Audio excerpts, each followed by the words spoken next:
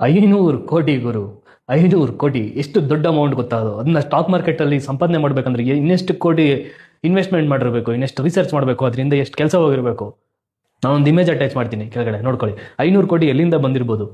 Retire ಆಗಿರೋರು, ಕಷ್ಟಪಟ್ಟು 15,000 20,000 ಸಂಬಳಕ್ಕೆ ಹೋಗ್ತಾ ಇರೋ ಜನ, ಈ ಸಾಲ ಮಾಡಿರೋರು, ಇನ್ನು ಬೇಜಾನ್ ಎಲ್ಲ ಮಿಡ್ಲ್ ಕ್ಲಾಸ್ ಫ್ಯಾಮಿಲಿ ಅವರು, ಅವ್ರಿಗೆಲ್ಲ ದೊಡ್ಡ ದೊಡ್ಡ ಡ್ರೀಮ್ಸ್ ತೋರಿಸೋದು, ದುರಾಸೆ ಹುಟ್ಟಿಸೋದು, ದುಡ್ಡು ಮಾಡೋದು.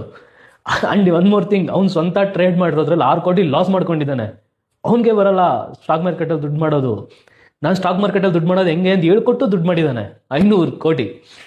ನಾನು ಇದು ನೀವತ್ತು ಯಾಕೆ ಹೇಳ್ತಾ ಇದ್ದೀನಿ ಅಂದರೆ, ನಾನು ರೀಸೆಂಟ್ಲಿ ತಿರುವಣ್ಣಾಮಲೆಗೆ ಹೋಗಿದ್ದೆ. ಸರಿನಾ? ತಿರುವಣ್ಣಾಮಲೆಗೆ ಹೋದ್ರೆ ಜ್ಞಾನೋದಯ ಆಗುತ್ತೆ ಅಂತ ಹೇಳ್ತಾರೆ ದೊಡ್ಡವರು. ಆಯಿತು, ಆ್ಯಕ್ಚುಲಿ ಆಯಿತು. ಹೆಂಗೆ ಅಂತ ಇನ್ಸಿಡೆಂಟ್ ಹೇಳ್ತೀನಿ ನೋಡಿ. Like I book the hotel and I went to check ಇನ್.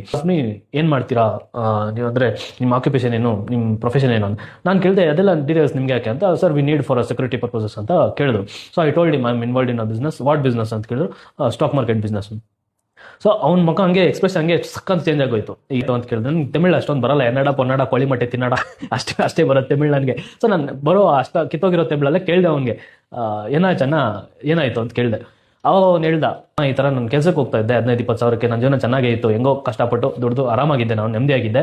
ಈ ಥರ ಯಾವುದೋ ಒಂದು ಆ್ಯಡ್ ನೋಡ್ಬಿಟ್ಟು ಮಂತ್ಲಿ ಸೈಡ್ ಇನ್ಕಮ್ ಮಾಡ್ಬೋದು ಅದು ಇದು ಅಂತ ಕರ್ಸ್ಕೊಂಡ್ರು. 30,000 ರೂಪಾಯಿ ಕಟ್ಸ್ಕೊಂಡ್ರು. 30,000 ರೂಪಾಯಿ ಕಟ್ಸ್ಕೊಂಡು ನಾನು ಸರಿ ಆಯಿತು ಎಲ್ಲ 2 ದಿನ ಏನೋ ಸೆಮಿನಾರ್ ಅಟೆಂಡ್ ಮಾಡಿದೆ, ಸಾಲ ಮಾಡಿದೆ. ಸ್ಟಾಕ್ ಮಾರ್ಕೆಟಲ್ಲಿ ಆಪ್ಷನ್ಸ್ ಟ್ರೇಡಿಂಗ್ ಮಾಡಕ್ಬೋದಣ್ಣ, ಎಲ್ಲ ಕಳ್ಕೊಂಬಿಟ್ಟೆ. ಈಗ 500 ರೂಪಾಯಿ ಕೂಲಿಗೆ ಕೆಲಸ ಮಾಡ್ತಾ ಇದ್ದೀನಿ. ನಾನು ಮೊದಲು ಕಂಪ್ನಿಗೆ ಕೆಲಸಕ್ಕೆ ಹೋಗ್ತಾ ಇರೋ ಹತ್ರ ಎಲ್ಲ ಸಾಲ ಮಾಡಿಬಿಟ್ಟಿದ್ದೀನಿ. ದುಡ್ಡು ಕೇಳ್ತಾರೆ, ವಾಪಸ್ ನಾನು ಹೋಗ್ತಾ ಇಲ್ಲ. ನನಗೆ ಹೊಟ್ಟೆಲ್ಲ ಒಂಥರ ಕಿವ್ಚಿದಂಗೆ ಆಗೋಯ್ತು. ಈ ಸ್ಟೋರಿ ನಾನು ಇವಾಗ ಏನು ಕೇಳ್ತಾ ಇದ್ದೀನಿ ಅಂದರೆ, ಅವನೊಬ್ಬನೇ ಅಲ್ಲ, ತುಂಬ ಜನ ನಾನು ಈಚೆ ಹೋದಾಗ ಕೇಳ್ತಾರಲ್ಲ ಏನು ಮಾಡ್ತಿದ್ಯಾ ನೀನು ಅಂತ.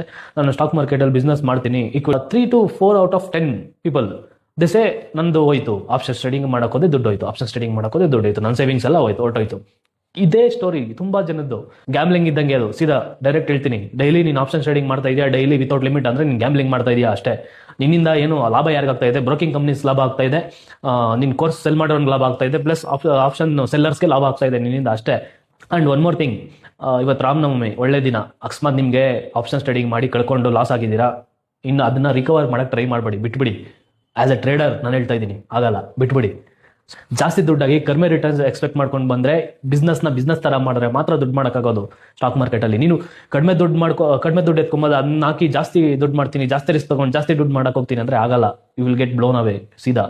ಸೊ ಟ್ರೇಡಿಂಗ್ ಮುಂದೆ ಬರ್ತಾ ಯಾವ ಥರ ಅಪ್ರೋಚ್ ಮಾಡಬೇಕು, ಸ್ಟಾಕ್ ಮಾರ್ಕೆಟ್ನ ಒಂದು ಬಿಸ್ನೆಸ್ ರೀತಿ ಯಾವ ಥರ ಮಾಡಬೇಕಂತ ಮುಂದೆ ಹೇಳ್ತಾ ಇರ್ತೀನಿ. So I will keep on uploading videos. Follow ಮಾಡ್ಕೊಳ್ಳಿ. See you next one. Bye.